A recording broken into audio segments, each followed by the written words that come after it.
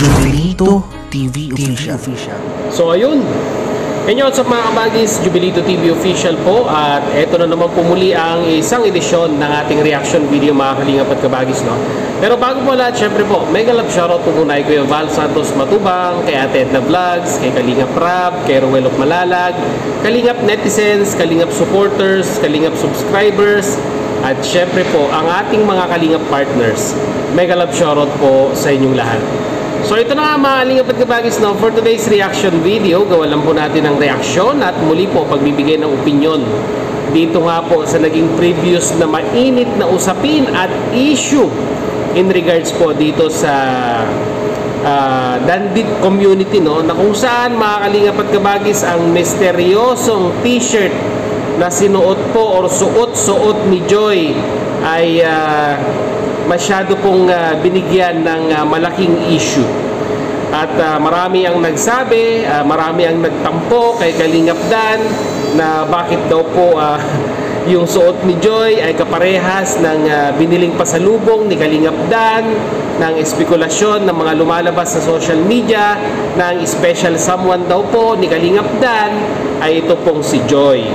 So, ang dami mga Kalingap at kabagis, no? Kung mapapanood nyo lamang po sa mga video upload ng mga kasamahan ko pong reactors, ay talagang masasabi po natin na ang Dandit community at that time ay talagang masasabi po natin na-tense o na-tension, ika nga, dahil nga po parang tinuldukan na ng t-shirt na yan ang love team, ika nga, ni Medit at ni Kalingap Dan.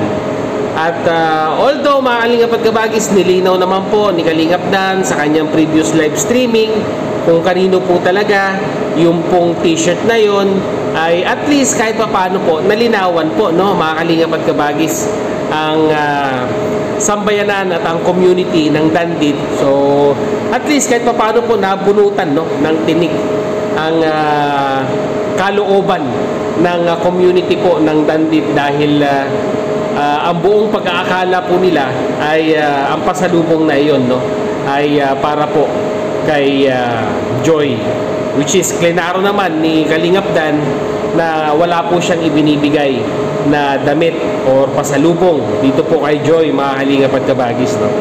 Saka alam nyo mga Kalingap at kabagis, no, sa mga sumusuporta, sa mga solid na nagmamahal, sa mga love team na talagang sinusuportahan nila at minamarathon pa nga ang mga video upload ni Kalingap Rab regarding po sa mga love team na ito, hanggang sa akin lamang po, no, mga Kalingap at kabagis, no, ay wag po natin masyadong gawing personal, ika nga, no, to the extent na minsan ay talagang naapektuhan na ang ating personal na buhay dahil po sa mga lumalabas na mga video na minsan ay talagang mapapataas po tayo ng kilay dahil po hindi sumasang-ayon sa ating kagustuhan, no? At sa tingin ko po mga Kalingap at kabagis, yung Danjoy na yan, mga Kalingap at kabagis, no? Yung binubuong love team ng mga netizens in regards kay Kalingap Dan at kay Danjoy, ay ang sa akin po ay hindi pa po yan magmamaterialize, unang-una po sa lahat, dahil nandiyan pa po si Medit at marami naman po ang kinikilig at marami naman po ang sumusuporta sa love team ni Kalingap Dan at ni Medit, no?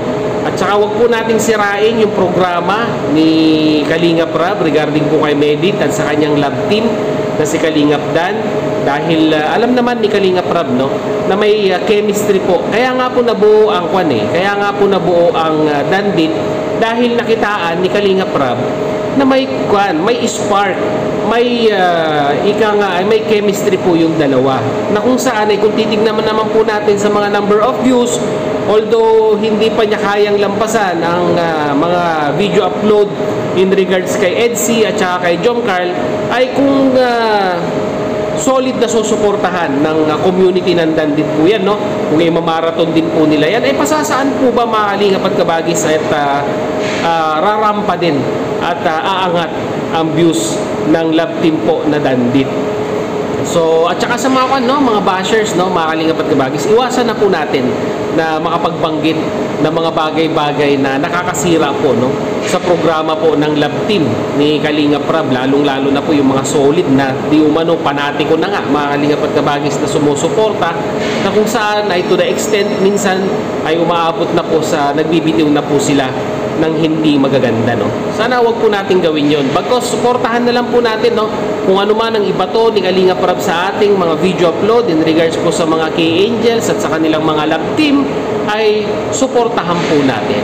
So yun lang, mga kalingap at kabagis, ang masasabi ko po dito, sa issue, at sinagot na nga po ni Kalingap Dan.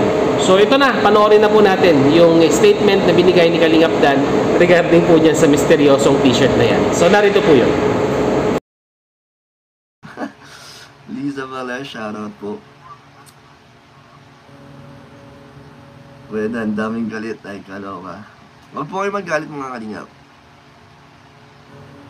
Huwag po kayo magalit, mga kalingap, dahil hindi naman po hayaan ni Kalingap Rab po na may masira at may masaktan po. Kaya, ayun po, ang katotohanan po kasi niyan, mga kalingap, yung t-shirt na yun ay yung suot ni Joy, hindi ko naman po kasi talaga napansin na yun yung binili ko palang pasalubong. Kundi nyo lang po na-mention, doon ko lang na-realize na pareho po pala yung suot ni Joy sa binili kong pasalubong.